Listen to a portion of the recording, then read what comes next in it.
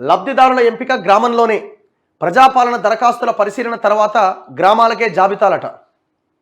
పంచాయతీ కార్యాలయాల్లో జాబితాను ప్రదర్శిస్తారట. గ్రామ సభల్లోనూ పెట్టే యోచనలో సర్కార్. అనర్హులుంటే అక్కడికక్కడే తొలగిస్తారట. అర్హులకు చోటు దక్కకుంటే వెంటనే చేర్చేలా కసరత్తు చేస్తారట. సో దీని మీద ఒక సబ్ కమిటీ వేశారు కదా ముఖ్యమంత్రి. ఈ 5 గ్యారంటీల అమలుకు సంబంధించిన ఒక మంత్రివర్గ ఉపసంఘం వేశారు. దానికి భట్టి చైర్మన్గా ఉన్నారు. శ్రీధర్ బాబు, మిగతా మంత్రులు, అధికారులు దీంట్లో సభ్యులుగా ఉన్నారు. సో నిన్న వీళ్ళు సమావేశమై గ్రామ సభలోనే మొత్తం ఈ అర్హుల అంటే ఈ జాబితాను మొత్తం గ్రామ సభకు పంపిస్తారు. ఇప్పుడు ఒక గ్రామం ఉంది, ఆ గ్రామంలో ఎవరెవరు అర్హులు అన్నది ఒక జాబితా అంతా అక్కడికి పంపిస్తారు. గ్రామ సభ పెడతారు. ఎవరైనా అందులో అనర్హులు ఉంటే తీసేయడము, అర్హులకి రాకపోతే మళ్ళీ వాళ్ళని ఇమీడియట్గా చేర్చే ఆలోచన కసరత్తు చేస్తున్నారట. మంచి ఆలోచనే, మంచి నిర్ణయమే. ఏది ఏమైనా ఇవన్నీ రావాలంటే అసలు ఫస్ట్ గైడ్లైన్స్ ఏంటని మీరు రిలీజ్ చేయాలి.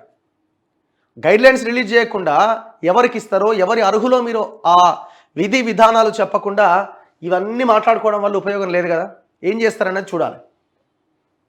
5 గ్యారంటీలపైన యాక్షన్ ప్లాన్. క్షేత్రస్థాయిలో దరఖాస్తులు పరిశీలించండి. పథకాలకు అర్హులనే ఎంపిక చేయాలి. ఓర్వలేకి కొందరు రాజకీయాలు చేస్తున్నారు. ఉన్నతాధికారులతో భేటీలో సబ్ కమిటీ సభ్యులు భట్టి విక్రమార్క, శ్రీధర్ బాబు.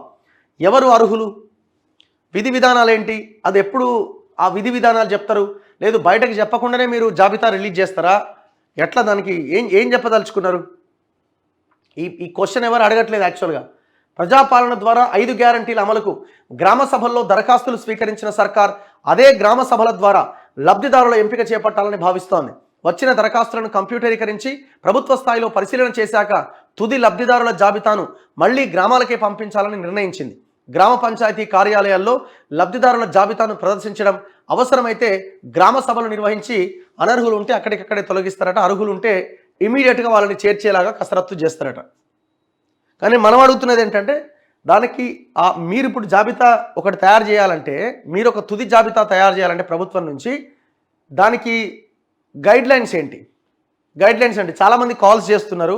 మీరు అన్నారు గ్రామ సభల్లో ఒకవేళ మీరు మొన్నటి 6వ తేదీ నాటికి ఇవ్వలేకపోతే ఎంపీడీఓ అండ్ ఎంఆర్ఓ ఆఫీసుల్లో ఇవ్వచ్చు అన్నారు.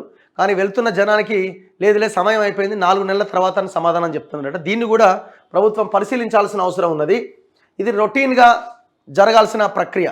ఎందుకంటే ఇప్పుడు ఒక నెల రోజుల్లోపు 60 సంవత్సరాలు అంటే మీరు పెట్టిన ఏజ్ ఏదైతే ఉందో అది కంప్లీట్ అయి పెన్షన్కి అర్హులైన వాళ్ళు రెగ్యులర్గా వస్తూనే ఉంటారు, పోతూనే ఉంటారు.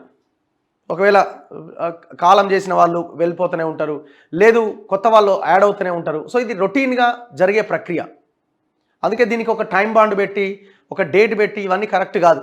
ఎప్పటికప్పుడు అప్లికేషన్స్ తీసుకోవాలా, వాటిని స్క్రూటినీ చేయాలా, అర్హులైన వాళ్ళకి ఆయా సంక్షేమ పథకాలను ఇంప్లిమెంట్ చేయాలి. ఈ ప్రాసెస్ ఎప్పటికీ జరగాలి. గత ప్రభుత్వం లాగా సంవత్సరాల తరబడో లేకపోతే ఎలక్షన్లు వచ్చినప్పుడే మళ్ళీ పెన్షన్లు గుర్తొస్తే వాళ్ళకి మీకు పెద్ద తేడా ఉండదు. సో ఫస్ట్ అయితే మీరు గైడ్లైన్స్ రిలీజ్ చేస్తే దాన్ని బట్టి ప్రజలు కూడా ఇది మాకు వస్తుందా, ఇది మాకు రాదన్న ఒక ఆలోచనకు వస్తారు.